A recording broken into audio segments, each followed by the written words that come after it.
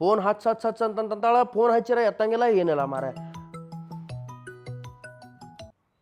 Hello, ಕಾಲ್ ಯಾಕೆ ಮಾಡಿಲ್ಲ ನೀನು? ಕಾಲ್ ಮಾಡೇನ್ ಚೆಕ್ ಮಾಡ್ಲಾ? ನಾ ಫೋನ್ ಹಚ್ಚೇನ್ ನಿನಗೆ. ಒಂದೇ ಸಲ ಕಾಲ್ ಮಾಡಿದ್ಯಾ?